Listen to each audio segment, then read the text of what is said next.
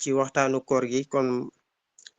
tey dañoo am benn thème bu spécial benn thème bu am solo muy shababul muslim fi muwajahati muxattitati tadmir al axlaqi, c'est-à-dire la jeunesse musulmane face au plan de destruction morale. Ci buñ koy leeral ci wolof rek mooy ndawu jullit ñi ci jàmmarloo bi ñu war a jàmmarloo ak ñi nga xamante ni dañoo taxaw ngir màbbu jikko yi nga xamante ni ñoo nekk ci ñoom.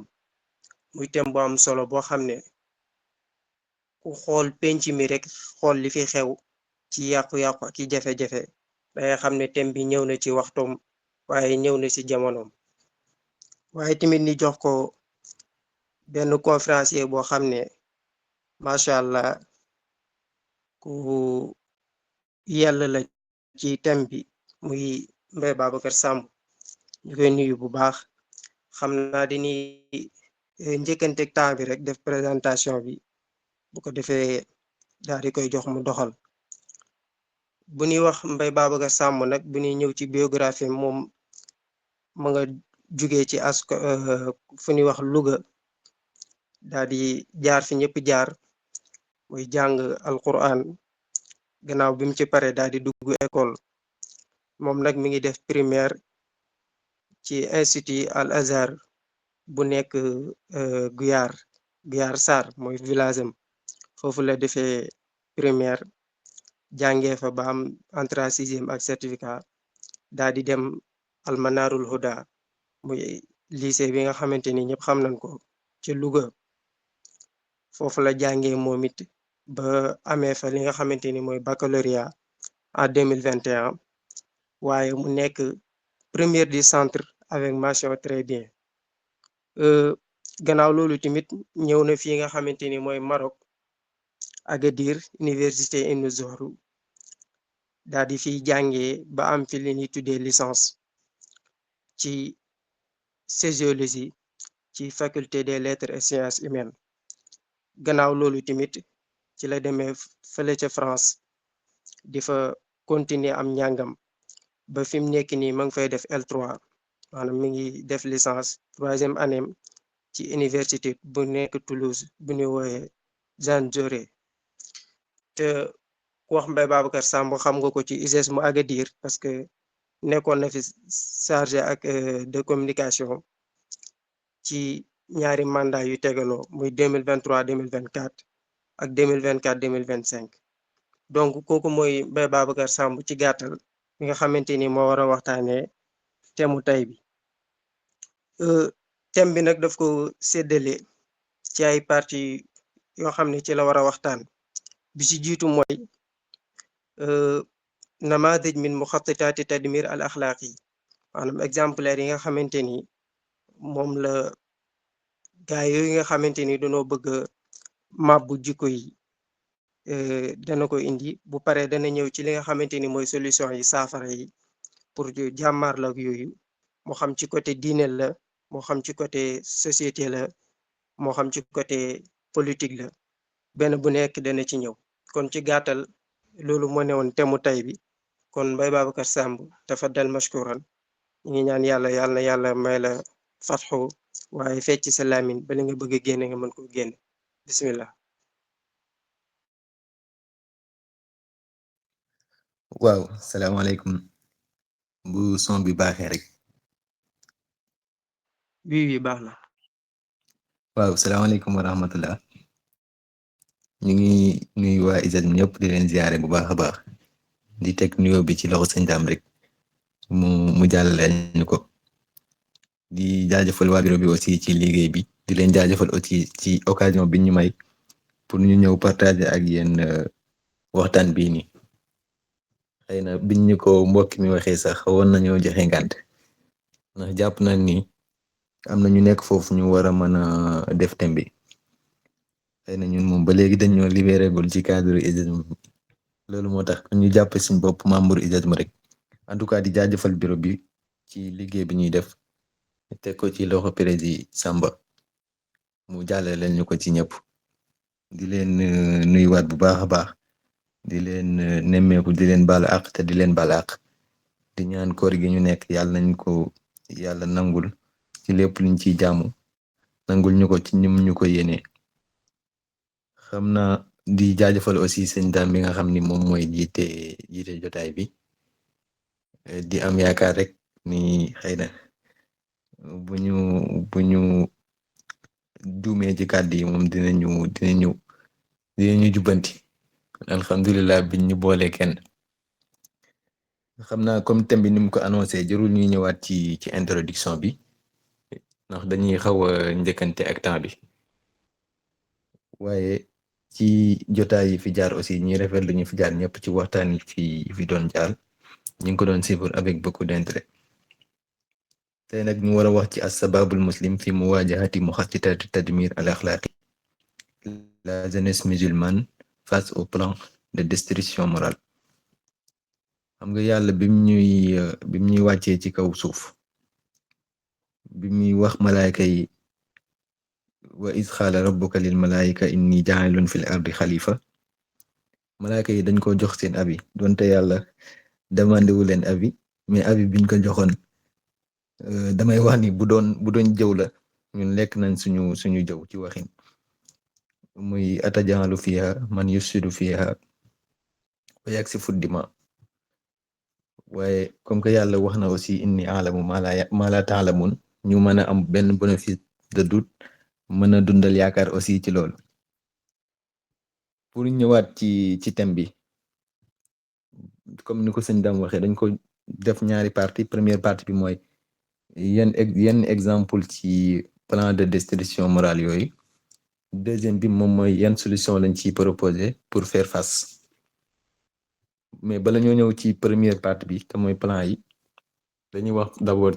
dañuy taxaw ci baatu as-sababul muslim la jeunesse musulmane. pourquoi la jeunesse parce que jeunesse boobu dafa bokk ci cible plan yooyu ndax plan yi dafa am ay cible te jeunesse bi da ci bokk. pourquoi jeunesse bi war a nekk cible mooy jeunesse bi dafa am benn rôle bu mu am ci fexe ba penc mën a jag comme ni ko jigéen amee comme ni ko ñeneen amee te loolu pour ñu comprendre ko dafa am ñeenti profil yoo xam ni dafa am benn mag bi muy jàngale ñi njëkk a dugg ci lislaam da leen a tudd mu wax xadijatun wa aliyun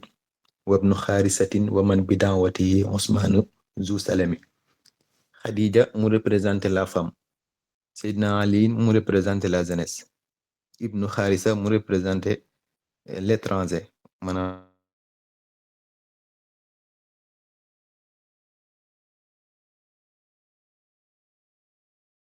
doxandeem koo xam ni mooy dem di ñëw. Ousmane mu représenté le sage di wax mag mën naa bàyyi ci réew waaye ban mag ndax mag bu ñu waxee mag mën naa bàyyi ci réew expérience bi mu am ak valeur yi mu am ci mën a tabax jikko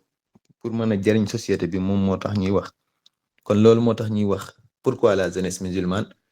mooy ñeenti profil yooyu noonu ma tudd jeunesse bi da ci bokk muy profil yoo xam ni dañoo am rôle bu crucial ci fexe ba penc mën a jag muy jigéen muy jeunesse muy doxandeem mooy ñiy dem ak ñëw mën nañ ci boole suñ bopp comme ñun en tant que ay étudiants étrangers ak le sage muy mag ma résumé ko ci bayit boobu xadijatun wa aliyun wabnu xaarisatin wa man bi daawatihi usmaan zu salami muy ñeent profil yoo xam ni dañu am rôle boo xam ni moom la ñuy jouer pour penc mi mën a jag waaye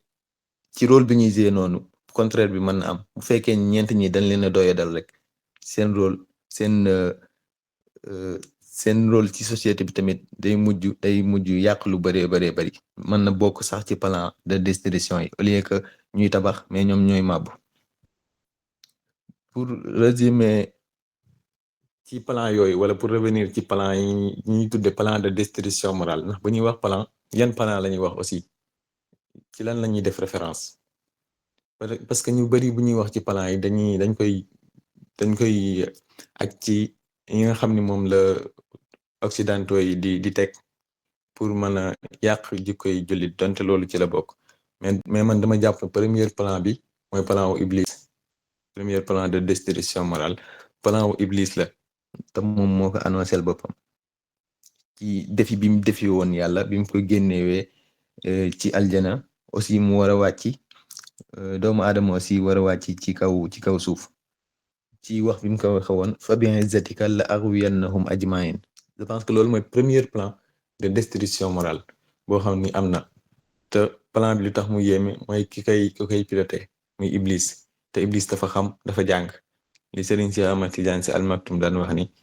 ku dul yàlla rek Iblis rawu la ku dul yàlla rek rawul Iblis bopp ku dul yàlla rawul Iblis parce que dafa yàgg dafa xam depuis jamono yeneen yi fi jaar yëpp Iblis mi ngi fi yeneen yi fi jaar yëpp Iblis mi ngi fi te yàlla moom moo ko jox yenn pouvoir yi te moom sax am na reconnaissance ba wax fa bien zatika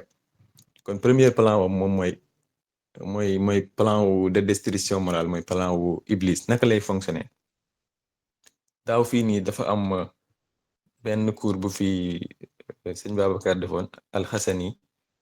ñu ngi koy nuyu bu baax a baax pour wax rek importance yi jotaay yi mel ni am dama ci noté woon benn jàngale bu am solo ci muy leeral ni façon bi yàlla bindee malaaka façon bi yàlla bindee bàyyi ma yi façon bi yàlla bindee doomu aadama muy nit mu ni malaaka yi dañ leen a bind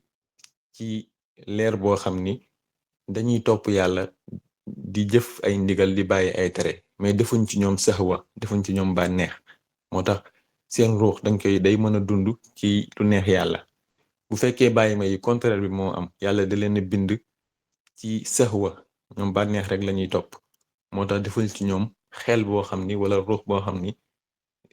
dañuy soxla di ko dundal pour topp li yàlla di digal wala di bàyyi li yàlla di tere maanaam duñ leen topp jëf ci jëf yi ñuy jëf mais ci xikma yàlla mu jël ñaar yëpp def ko ci biir nit muy saxwa bi ak ruux boobu noonu ak xel bi nga xam ni moom lay malaaka yi di fonctionner kon équilibre war na am ci entre nafs ak ruux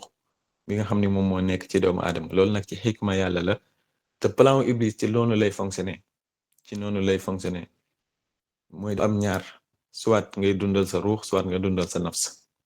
bu fekkee yaa ngi dundal sa ruux yaa ngi nekk lu neex yàlla bu fekkee ni yaa ngi dundal sa nafs te defoo li ñuy tudde ak tazkiya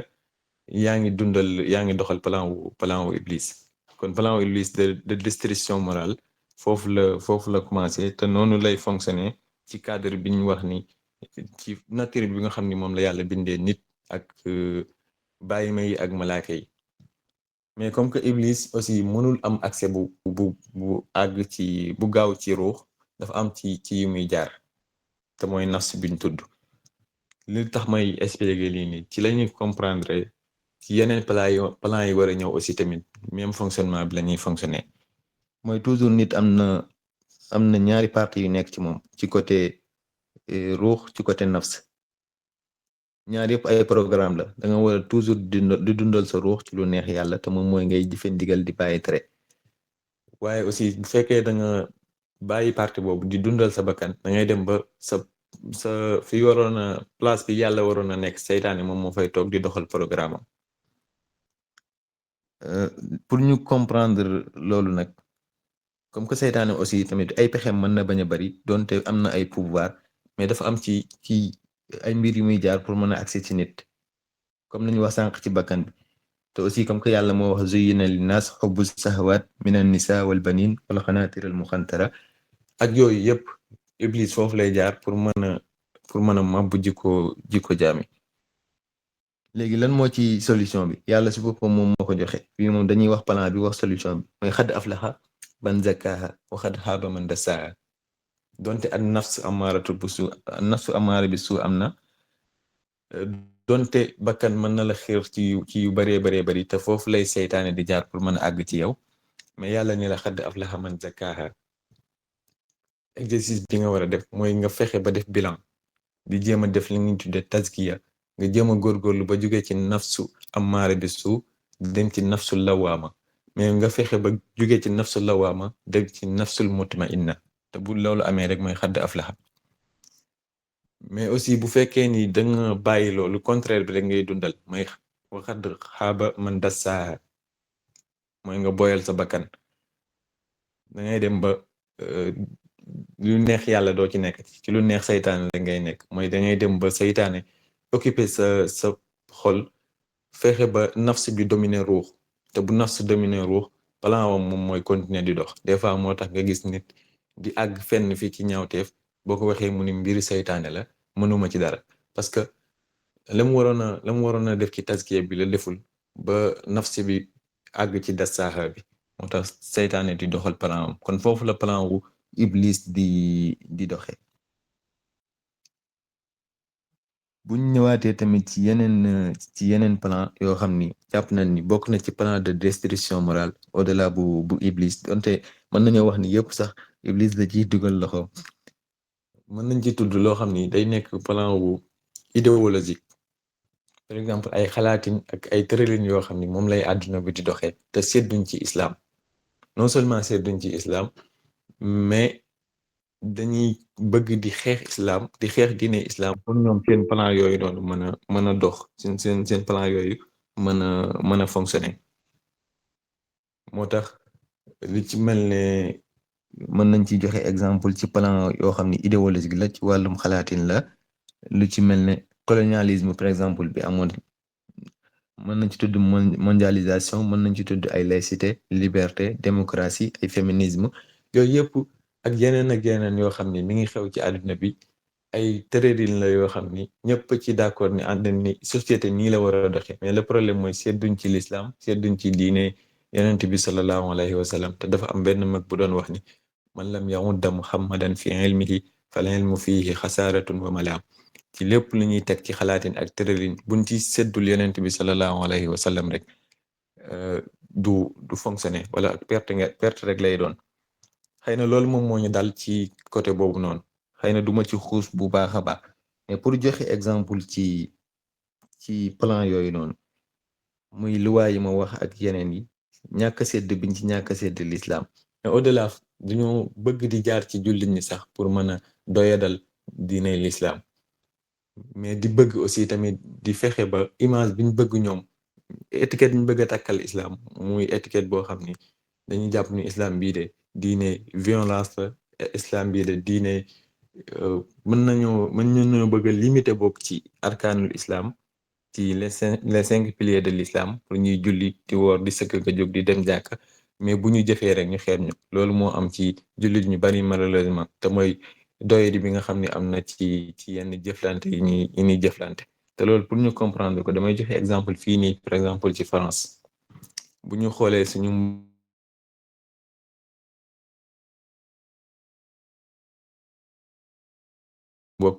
mbokku naar yi, bu ñu demee ci benn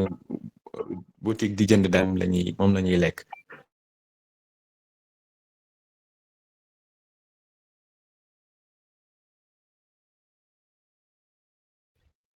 ñoom ñu génnaat di naan wala di jaay loo xam ni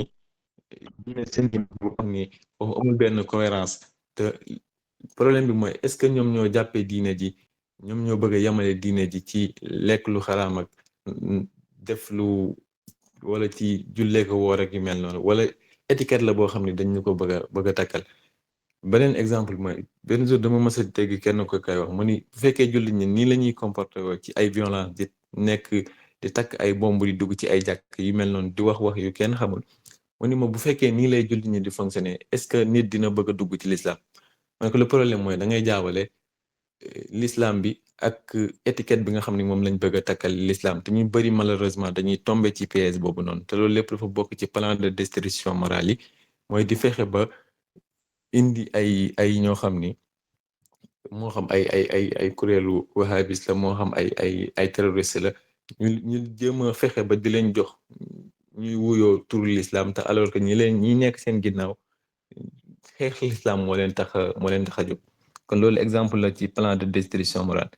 beneen exemple bi mooy le numérique. le numérique bi ñu wax numérique mooy ci jamono bii ñu nekk, ñu ngi wax réseaux sociaux, ñu ngi wax téléphone, ñu ngi wax intelligence artificielle, ñu ngi wax ay médias, ñu ngi wax ay séries yi nga xam ni moom mooy jàll ci télé, ñu ngi wax yu bari. yooyu yëpp dafa bokk aussi ci plan de destruction morale yi. mais liñ ci mën a joxe exemple comme Sénégal, lu ci mel ne TikTok. tey TikTok bi bokk na ci plan yi gën a mag ci plan de destruction morale ci pencum Sénégal. ndax lan? ci façon bi ñuy xalaate ca la fay am, donte duñu généraliser, ndax am na ci ñoo xam ne ñu ngi fa nekk di def lu am solo. mais aussi li ci ëpp booy xool ñaar la ñuy promouvoir mooy wax ju ñaaw par exemple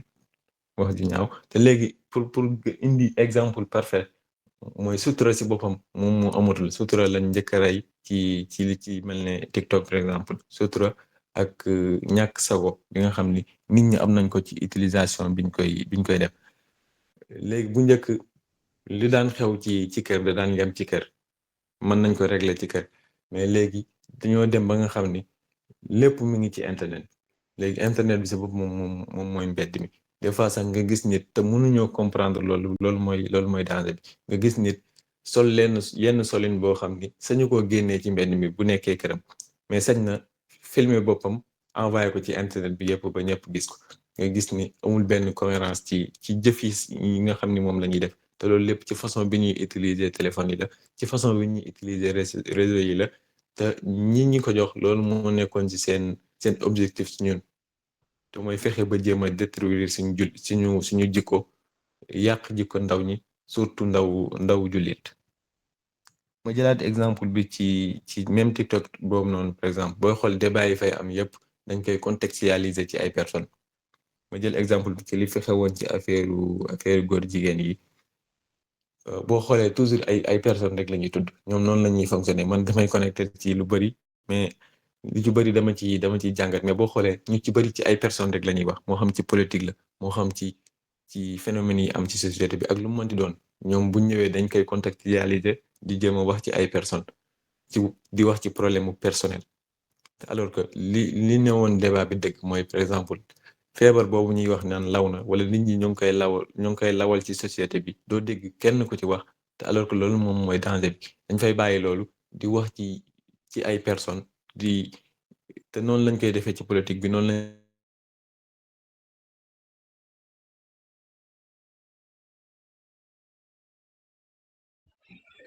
micro koy def ak façon bi nga xam ne moom la réseau bi di yàq suñu jikko ñu jëlaat exemple ba tey ci média yi ak façon bi nga xam ne aussi moom la ñuy noonu la ñuy promouvoir li nga xam ne day yàq jikko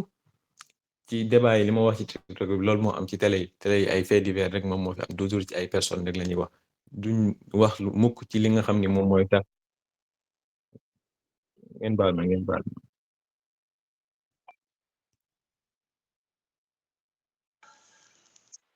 micro.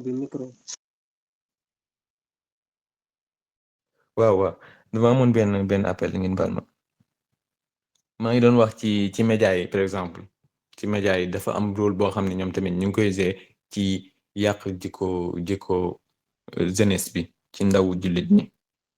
te li ci exemple liñ ci mën a joxe bari na par exemple li ci mën ne suñu aada ak cosaan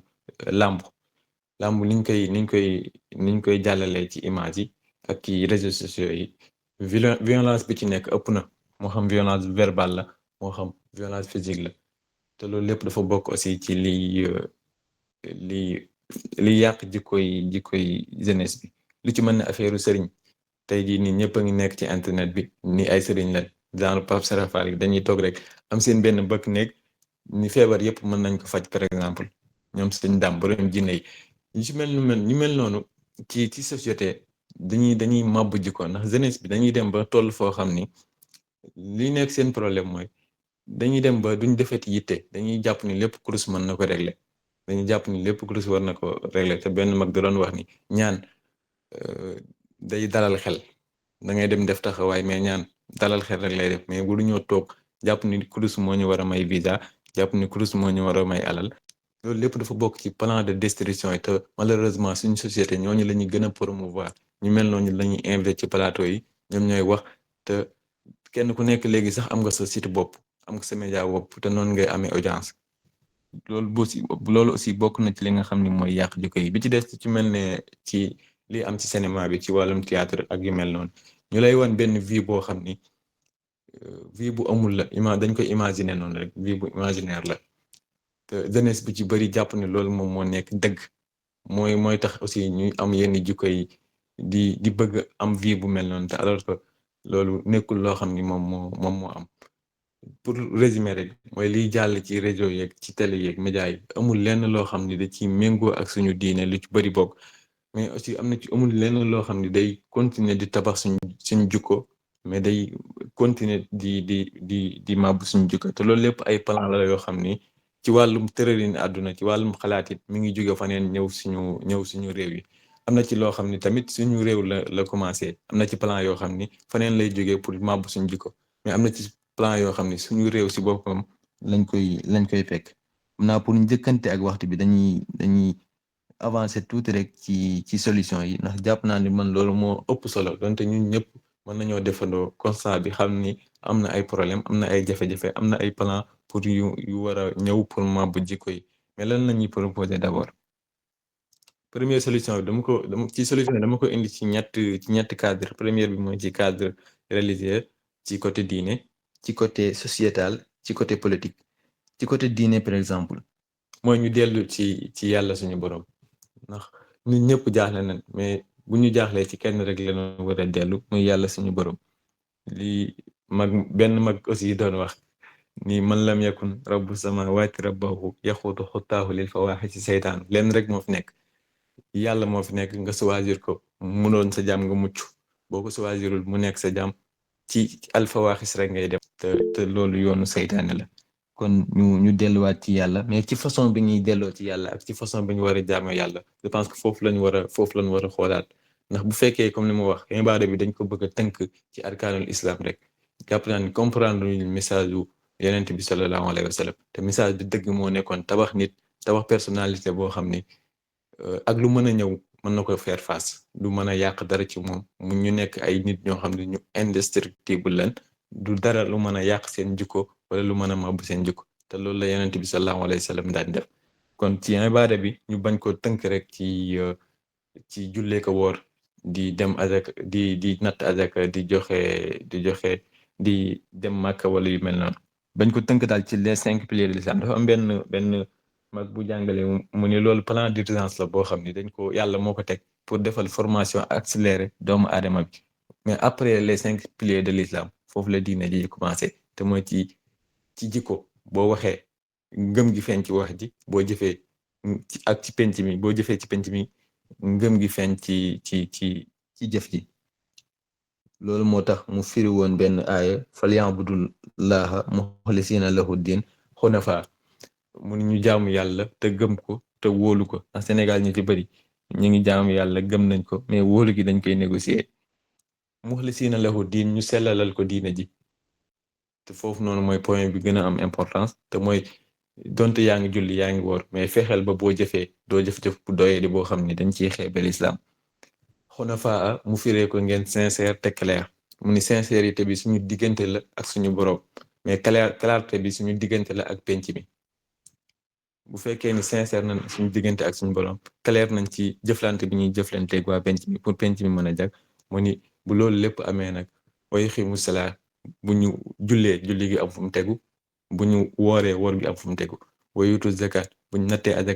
azaka gi am fu mu tegu bu ñu demee màkk gi am fu mu tegu wa zalika diinul xayima bu ñu boolee lii lépp nag loolu mooy diine gu peek njub kon li ñuy leeral foofu rek moom mooy ñu dellu ci yàlla suñu borom bi ci des mooy yonent bi sallallahu alayhi wa sallam ak aaya yi mu wax yëpp ni moom la ñu bàyyeel ak li mu ko waxee ci xadis boog ak yàlla aussi lim ñu digal ni atiiwullaha wa atiiwu rasul wa ulil amri minkum xam naa dinañ ci ñëwaat mais ci yonent bi sallallahu alayhi wa sallam ñu jël ci benn exemple ci façon bi nga xam ni moom la daan tabaxee nit ba amul lenn loo xam ni mën na ko destruire ci exemple bi ñuy jël mooy bi muy doog a ñëw di woo julli ñi ci l'islam avant julli di am avant woor di am yitteem nekkul woon ci dem Màkka di daaneel xërëm yi yitteem nekkul woon ci loolu mais li nekkoon yitteem moom muy tabax ay nit ay personnalité yoo xam ni xërëm du leen tàddeel yitteem nekkul woon ci tabax juma wala tabax jàkk mais yitteem mi ngi ci woon tabax personnalité boo xam ni dina mën a taawu jàkk jooju noonu kon foofu la commencé ak ñoom te loolu pour ñu mën ko comprendre dañuy dem ci message yu Jaafar Amaama Najaasi bi mu taxawee di wax ak moom mu nekk message boo xam ni enseignement bu riis mi ngi ci buñ ko approfondir dinañ ci gis lu bëree bëri ci ay njariñ ci côté diplomatie ak ci yeneen ak yeneen mais ñun li ñu si intéressé mooy fi leen Yonent bi sallallahu alayhi wa sallam fekkoon ak fan la leen yóbbu bi muy wax kunna xawman ahla jaahiliyatil ula na'budul asnaan wa nakulul mayita wa nu'til fawaxis wa naqta'ul arxam wa nusil jiwaar yakulul xawiyu minna daif fa kunna ala zalika xata ba'asa allahu azza wa jalla ilayna nabiyan wa rasulan minna naarifu nasabahu wa sidaqahu wa amaanatahu.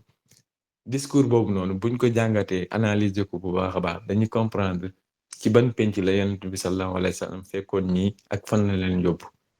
te loolu moo war a nekk suñu yitte moo war a nekk yitte ñi nga xam ne ñoom ñoo ŋànk diine ji nekk ci kuréelu diine wala yu mel noonu ñu fexe ba tabax ay nit yoo xam ni benn plan bu mën a ñëw rek ak bu mu mënti doon peu importe fu mu jóge du mën a màbbu seen jikko te loolu la yonent bi sallallahu alayhi wa sallam joxe exemple ci loolu. bi ci des mooy diine ji l'islam ci boppam mooy solution bi moom mooy solution bi parce que bu fekkee dañ fi bàyyi diine l'islam dem ci leneen rek dañuy perte moo tax te comme que te diine ji dafa matale indi na lépp fa inna diina rasulullahi fihi lana xalul masakili dunyaha wa uxraha benn mag moo ko bind aussi di wax ni diine yonent bi sallallahu alayhi wa sallam ci la solution yëpp nekk kon lépp lu ñuy wër rek ci problème bu mu mënti doon problème àdduna bu mu mënti doon rek diine ji indi na ci solution mais ñu xoolaat perception bi nga xam ne moom lañuy am ci diine ji ak façon bi nga xam ne moom lañ ko war a déggee. beneen bi aussi ci këru diine yi nga xam ne am nañ ko Sénégal ñi nga xam ne jàpp nañ ni bu ñu tudd këru diine mooy jàpp nañ ni ay mbooloo la yoo xam ne nit mën na fa war a mën a jaar ba mën a tabax seen jikko ñoom aussi dañ ci am rôle bu am solo ci fexe ba jullit ñi di am seen jikko boobu noonu waaye dara bañ ko màbb comme ni ñu wax ci yonent bi ci façon bi nga xam ni moom la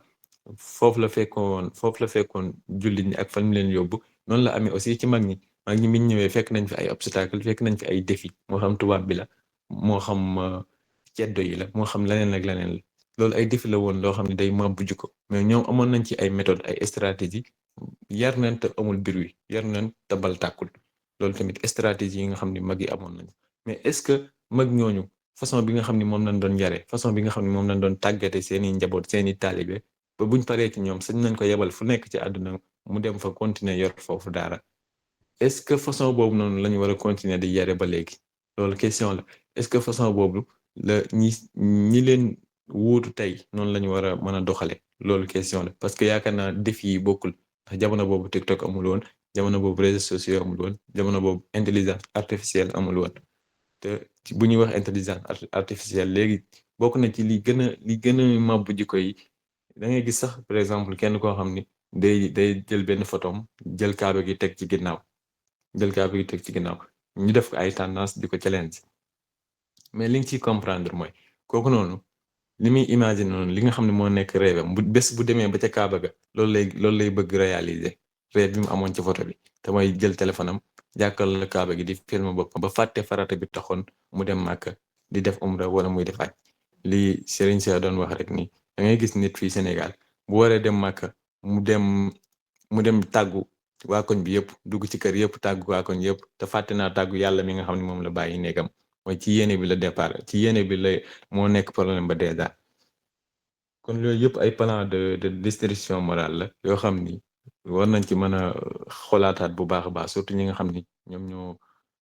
lañuy tudde ay këru diine ndax ay mbooloo la yoo xam ne nit fa la war a mën a jaar pour mën a tabax jikkoom comme ni ko l'islam daan defee comme ni ko yonent bi sallallahu alayhi wa sallam daan defee mais war nañoo poser question aussi est-ce que mag ñi façon bi ñu doon yare lañ war a continuer di yare ba léegi ndax le problème mu ngi ci mag ñi liñ fi bàyyi noonu war nañ ko mën a jariñoo bu baax a baax mais malheureusement ci façon biñ koy jàngalee damay wax ni Sénégal ni ñuy jàngalee mag ñi ci bu mag ñi amee ñetti dimension benn dimension la ñuy jàngal wala ñaar première dimension bi mooy ci seen dimension général ci seen dimension primaire bopp mooy ci naka lañ juddoo fan lañ yaroo kan mooy seen wayjur yu mel noonu yooyu lañ ñuy jàngal beneen dimension mooy dimension spirituelle mooy cër bi nga xam ne moom leen yàlla may da ngay dégg ñuy wax ni sama sëriñ de yàlla nii la ko defal wala bu la woowee ci photo mu wuyu la par exemple damay joxe exemple ak yeneen toujours dañuy jiital li nga xam ne mooy almartaba di wax ci ay cëru yàlla te loolu bu fekkee ni moom la ñu jiital mënuñu ci jariñu ndax yàlla mi lañ jox cër bi rek moom moo xam cër bi na mu toll première bi aussi mënuñu si jariñu lu bari mais li ñu waroon a jariñoo dëgg mooy la dimension intellectuelle et pédagogique mooy façon bi nga xam ne mag ñi moom lañ daan jare ak seen ak façon bi nga xam ne moom lañ doon jàngale ci côté intellectuel loolu lañu waroon a mën a jël pour mën ci jariñoo malheureusement dañ fi bàyyi plan boobu noonu wala dimension boobu noonu di wax ci affaire cat.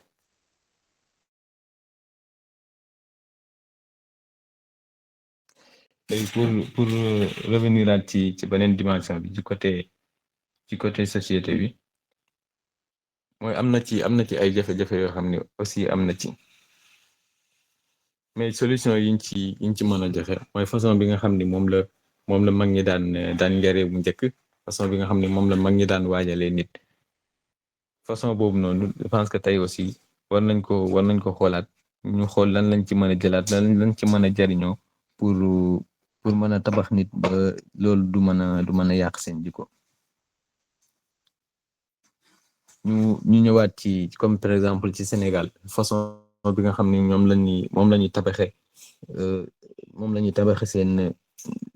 la ñuy tabaxe seen société moom la ñuy waajal nit ki ba bu màggee mën a dund ci société bi ba dara du mën a yàq jikkoom boo xoolee liñ ciy seetlu rek mooy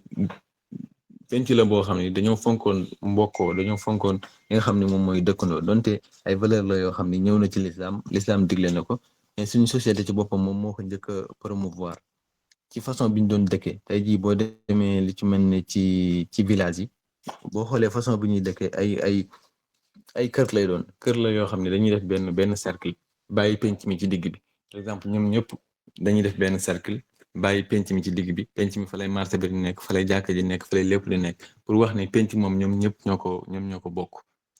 te kuy defaru foofu ngay defaroo kuy yàqu tamit foofu ngay yàqoo loolu bokk na ci seen stratégie mooy façon bi nga xam ne moom la ñuy dëkkee boo xoolee seen kër yi sax daawul am limite da ngay gis benn kër gi mu taq loolu day am porte foofu noonu porte boo xam ne mën nga ci jaar dugg ci beneen kër gi mën nga ci jaar dugg ci beneen kër gi mu taq loolu pour wax ni ñoom ñëpp noonu lañ doon dëkkee mu nekk penc moo xam ne penc mu mbokkoo lañ buñ fonkoon ay affaire mbokk lañ boo xoolee ni ñuy tuddee kër yi rek ndax benn dëkk mën na nekk dëkk boo xam ni benn famille la par exemple da ngay dégg ñuy wax kër Massar par exemple wala kër Mbaye Fall pour wax ni Massar ci boppam moom moo dajale famille am foofu noonu mais non seulement day dajale famille am pour indi benn mbokko mais képp koo xam ne yaa ngi ci dëkk bi tamit da ngay mujj bokk ci famille boobu noonu même gan bu ñëwee ci dëkk bi sax ci façon bi ñi nga xam ne moom lañ koy terere da ngay xam ni kii day gaaw a intégré bu fekkee da nga ñëw sant Njaay njóobeen bi moo lay wax ni nañ jokk tey li nga xam ne moom lañ sóor ci añ bi kon foofu noonu déjà dindi na limite bi fi amoon nekkatul gan fexe na ba boole ko ci kër gi loolu la ñuy tuddee kalante li am ci diggante njaayeen yi ak jóobeen yi li am ci diggante ñi sant Kebe ak Silla wala yu mel noonu loolu façon la boo xam ni mag ñi dañ ko tegoon pour dindi violence ci réew tey jii nii El Hadj Samba Ka Prési mën na taxaw wax lu ko neex El Hadj Sène loo xam ni bu ko waxoon Pape Sarax Fall mën na xeex ak moom pourquoi bu ko waxee seen du xeex ak moom parce que moom pël la moom seen séeréer la ñu koy tuddee gàmmonte lu mel noonu mag ñi dañoo fexoon ba dugal ko ci penc mi ak lu sa jukkoo pour xeex li nga xam ne moom mooy violence Samba mën na koo wax lu ko neex te El Hadj ay reetaan la koy tontu pour wax la ni la amoon na ci ay méthodes yoo xam ne mag ñi amoon nañ pour waajal nit pour xeex yenn jikko yi nga xam ne day loo xam ne day mabbu jikko moo xam ci violence la moo xam ci yeneen la ñu jëlaat exemple ci daara par exemple daara aussi bu njëkk xale bi ñu daan duggee daara di yelwaan ak yu mel noonu daan nañ ko former ci benn formation boo xam ne amul lenn lu ko mën a détruire ci àdduna ak lu mu mënti doon bu ñëwee da koy fa mu ko fekk la koy bàyyi day nekk koo xam ne ku indestructible lay doon. ñu jëlaat exemple aussi tamit ci li ñuy tuddee la socialisation ci affaire sociologie mooy naka la ñuy waajale xale bi ba bu màggee mën a am yenn comportement ci société bi loo xam ni bu jëfee ñu naw ko bu waxee ñu naw ko mën nañ ci tudd comme façon bi nga xam ni moom lañ daan toog ci boolu añ bi bu njëkk xale bu daan toog ci boolu añ bi mag lañ koy booleel mook maamam ñooy bokk benn bool mook maamam ñooy bokk kon foofu la waajal bi commencé maam ji xale bi dañ koy wax ni amoo droit laal li nekk ci digg ndab li amoo droit laal li nekk ci digg ndab mais maam ji aussi tamit dañ koy wax ni yow sa cër la nga fexe ba xale yi nekk ci bool bi yëpp li ñu waroon jot ci li nekk ci digg bool bi ñoom ñu jot ko. kon loolu liñ ci mën a jànge mooy ñi jiite ak ñi ñu jiitu. par exemple état moom mooy représenté maam bi nga xam ni moom mooy séddale wala ñi nga xam ne ñoom la ñu fal ñu jiite état. ñi nga xam ne ñoo leen fal nag ñi nga xam ne ñoom la ñu jiite mooy xale yi toog pour wax rek ni état bi aussi cëram la mooy lii ñëpp moom ñu fexe ba ñëpp jot ci loolu mooy cëram mais xale bi aussi tamit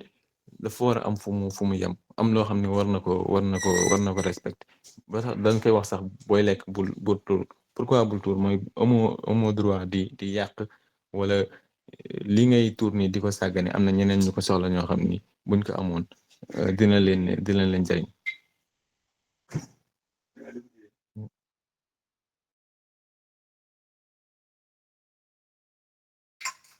waaw xam na di njëkkante ak temps bi rek loolu bokk na ci yenn exemple ci façon bi nga xam ne mag ñi daan nañu ko waajale mais ñu indiwaat ci beneen exemple bu gën a am solo mooy dafa am benn différence bu ñu doon def ci entre nga rus dara ak nga jomb dara. mag ñi dañ daan fexe ba ngay jombale sa bopp dara ngir am benn way bu rafet nit daan na bañ a def dara ndax ci famille bu mu bokk ndax bëggul ku ko xeeb wala ku xeeb famille à travers moom moo tax ñu daan waajal nit ki fexe ba muy jomb di def dara mais aussi tamit muy rus di def dara lan mooy différence jomb ak rus mooy Pape Sara Fall moom laa gën a yàpp fii bu nekkee ci néegam mën na teg son waali di def lu ko neex di fecc mais tey jii bu ISET mu organiser benn événement buñ tegee son bi du ko def ndax dafa rus nit ñi nga xam ne ñoom ñoo fa teew loolu mooy rus mais jomb moom mooy même bu fa nit ñi nekkee buñ fa nekkul du ko def kon loolu mooy différence entre jomb ak rus jomb bu fi nit ñi nekkee ak bu fi nit ñi nekkul yëpp doo ko def mais bu fekkee da nga rus bu fi nit ñi nekkee ngeen baal ma de am ci benn rafay branche bu fekkee rus nag mooy bu fi nit ñi nekkee doo ko def mais boo weetee mën nga def lu la neex kon mag ñi dañ daan fexe ba ngay jomb dara ndax dañoo fonkoon li ñuy tuddee li ma wax sànq ci way bu rafet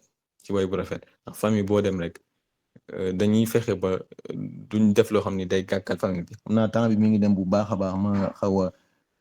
tëb yenn yi sax pour mën a mais liñ ci bëgg a wax foofu rek mooy ñu fexe ba restaurer façon bi nga xam ne moom la mag ñi daan tàggate bu njëkk daan ci yare ay nit ci wàllum société ba ñu nekk ay nit yoo xam ni du dara day ñëw ba màbbu seen jikko ci côté politique foofu lay daanele politique bi penc day feebar loolu ci sociologie ñëpp xam nañ ko mais penc mu nekk day am ay jafe-jafe loolu ak penc ñoom ñoo ànd mais ci wàllum politique ci wàllum tëralin ci wàllum xalaat foofu lañ war a jaar ba mën a faj feebar yooyu noonu mais bu fekkee ni penc politique bi nga xam ni moo war a faj feebar bi moom moo gën a feebar nag loolu mooy question bu fekkee politique bi nga xam ni moom moo war a faj penc mi ci feebar bi mu am moom moo gën a feebar naka la ñuy def te buñ xoolee suñu politique Sénégal je pense que ni moom moo gën a feebar que penc mi nga xam ni moom la ñu nekk pour résumer bëggoon nañ ci développer sax lu bëree bëri comme que temps bi li ci des bëriwul ñu résumer ko rek dafa am benn mag bu doon wax ni penc moom mooy wala politique moom mooy mbooloo moo jaar ba tàggat sa jikko ngir penc mi mën a jag mbooloo moo jaar ba tàggat sa jikko ngir penc mi mën a jag est-ce que suñu parti politique yi tey noonu la mel bi ci des mooy ci façon bi nga xam ni moom la ñuy gérer li nga xam ni moom lañ leen dénk ci façon biñ koy gérer war nañ ci roy comme yonent bi sallallahu alayhi wa sallam ci bi mu demee Medina ci politique bi mu tegoon ba penc mi mën a jag ba penc mi mën a mucc ndax ñaar mën na régler problème yi ci liy màbbu jikko soit mu jóge ci nit di law ba àgg ci nit ñëpp ba àgg ci société soit mu jóge ci kaw ci état di wàcc ba àgg ci nit ku nekk loolu la ñuy tuddee ci sociologie microsociologie ak macrosociologie ñoom Pape Sara Fall di leen xam loolu te état rôle boobu muy def da ci am solo ndax liy xew ci télé yi mën na ci indi solution ci wàllum jikko liy xew ci TikTok bi mën na ci indi solution am na ci loo xam ne nit nag moom moo ci indi solution boppam ci nit lay commencer. kon en résumé ñu daaneel foofu xëy na liñ bëggoon a wax sax ci côté boobu bari na trop sax mais ñu daaneel foofu noonu rek pour wax rek pour résumer mooy ak plan yi lu mu bari faaw ñu am prise de conscience d'abord prise de conscience xam yan plan la ak plan yi naka lay fonctionner pour ñu mën ci mucc ñu mën a xam naka lañ ciy demee naka lañ koy utiliser mais aussi ñu am sago ci li ñuy def. dafa am benn ku doon jàngale ni li yàlla tere lépp ñàkk sago moo tax mu koy tere ñàkk sago biñ ciy am mën nañu jël exemple parfait ci sàngara façon biñ ci doon demee ñàkk sago bi moo tax yàlla tere ko kon noonu la nit li ñuy def nii lépp ci réseau yeeg yu mel noonu dañ ci war a am sago ndax buñ ci amul sago rek musiba lay doon mais aussi ñu fexe ba jéem a am xam-xamu diine jéem a am jikko ñi nga xam ne moom la yonent bi sallallahu alayhi wa sallam bàyyal jéem a dellu aussi ci njàngale diine aussi ñu jéem a xam lan mooy suñu priorité ndax bu nekkul di xam suñu priorité rek ci ay crise rek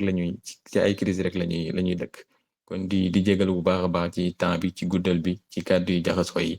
ñu bàyyi ak mbokk yi kàddu bi ñu ci dëng rek ñu jubanti ko di jégaluwaat bu baax a baax xëy na ngeen baal ma sax dama tëb ci ay nelaw rek jël téléphone bi parce que xawtul sax ma raté programme bi koor gi dama xawoon a jàpp ñu ngi jégaluwaat bu baax a baax asalaamaaleykum. macha allah Mbaye Babacar Samb wax dëgg yàlla bég na lool waxtaan wi am na solo tabarkàlla donte ne temps bi mayulu ko sax waaye teewul ne indi nga ci yu bëree yoo xam ne buñ ci delloo rek danañ am ay solution ci plan de destruction yi nga xamante ni moral yi nga xamante ni tudd nañ ko fi xam naa kon duñ ci jéem a duñ résumé sax parce que waxtu wi dafa xat li ci des daanaka tuuti la te am na ñuy ni doon topp ci début bi ba léegi te xëy na bëgg nañoo contribuer donc kenn ku ne dañ lay may 1 minute rek képp koo xam ne bëgg na contribuer wala mu bëgg a poser benn question incha allah li ñi nga xamante ni dañoo bëgg a dugg dañuy yëkkati seen loxo bu ko defee ñu mën leen a jël ñu def seen contribution incha allah.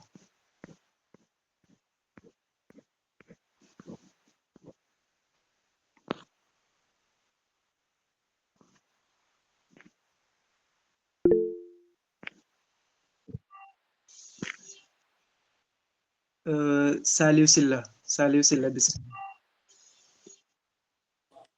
am nga 1 minute. asalaamaaleykum wa rahmatulah ñi ngi leen di nuyu te di leen ziyaare di jaajëfal bu baax nag sama jëwriñ Babacar Mbaye Samb moom sama jëwriñ la sama lépp la moo tax gën a ci naa am mbégte trop ci teewle gi ma doon teewlu waxtaanam bi waxtaan bi macha allah jaar na yoon teg na ko ci xam-xam te it mel na ni niveau bi da ngay xam ne macha allah bu fekkee jàngat nga ko kon ñu ngi koy ñaanal bu baax suñu borom gën ko may fan bu gudd gën ko may ak wéex waaw liñ gis nii daal xam nañ bu ko yàlla dimbalee ba mu dund ba ci kanam njariñ li dina gën a bari lool yàlla na yàlla xeb dolli moom dafa bokk ci samay référence daal mën nañ ko tuddee noonu macha allah xam naa nag laal na point bu am solo muy côté jikko yi leeral na ci lu baree bari te loolu nit ñi dañ ko war a xam ndax jikko moo yor am réew te it jikko moo yor diine lépp loo mën di dugg rek bu fekkee ni jikko amu ca loolu pour nga am ca ndam du yomb ak côté goo mën di xool na te Babacar lim ci résumé loolu dafa leer loolu rek doy na ci sëkk ci koo xam ne am nga am xel di jàngat waa xam naa dama woon naa dugg feeñal ci sama yéene wax ci rafetlu côté googu nga xam ne laal na ko muy côté jikko yi laal na ci bépp côté média bi ak fépp laal na ci kon yàlla na yàlla xeb doole loolu lañ ne woon dañ ko wax rek kon jërë ngeen jëf aleykum salaam wa rahmatullah. merci beaucoup kon xam naa sama niruwaale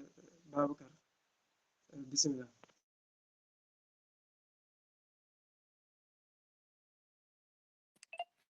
waa kay salaamaaleykum wa rahmatullah ñu ngi ziar ñi nekk ci appel bi yëpp Serigne Mbaye ñu ngi kontaan bu baax a baax ci waxtaan bi am na solo xam naa dama la dégg nga ne dangaa yeewu ci nelaw rek ñëw waaye alhamdulilah xam naa ne bu doon préparé wu nga woon dinañ gën a dégg lu gën a am solo lool ñu ngi kontaan bu baax a baax waxtaan wi am na solo damay wax ne rek lii dafay firndeel sa la ma la waxoon ci gàmmu biñ doon def nga doon ko waxtaanee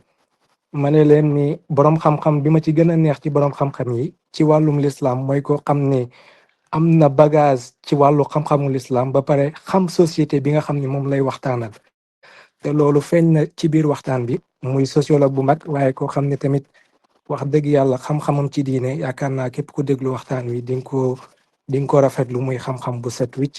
xam ci diine ji xam ci société bi ñoo ngi koy sant bu baax a baax liñ ci gën a neex rek mooy li ma dégg nga wax ko ne tubaab yi seen problème mooy ne dañ dul def différence entre la religion et les religieux et le problème n'a jamais été la religion le problème c'est les religieux et leur interprétation de la religion kon ñu ngi kontaan bu baax ci waxtaan bi di la ndokkeel di ndokkeel ñëpp wala salaamaaleykum wa rahmatullah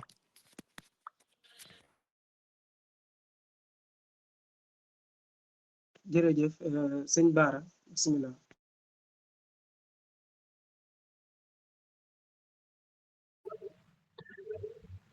salaamaaleykum wa rahmatullah ñu ngi leen di ziare bu baax a baax yéen mbokk yëpp nekk si appel bi tey nuyu tey ziar sunu rakk Mbaye Babacar Samb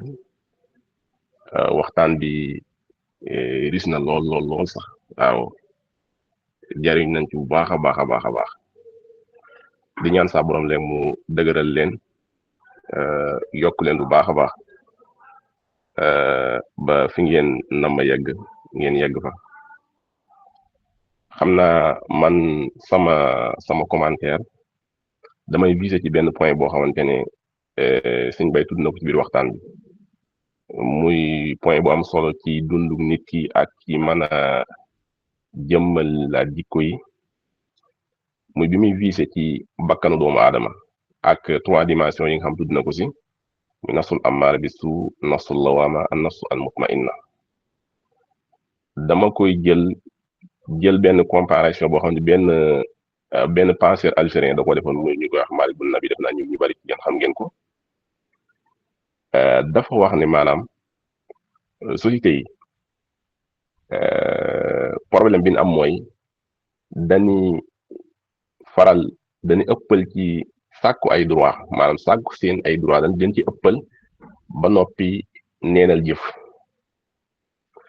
jëf googu nag moom mooy dugg ci dimension boobu suñu bay waxoon ndax nit ki fekk mi ngi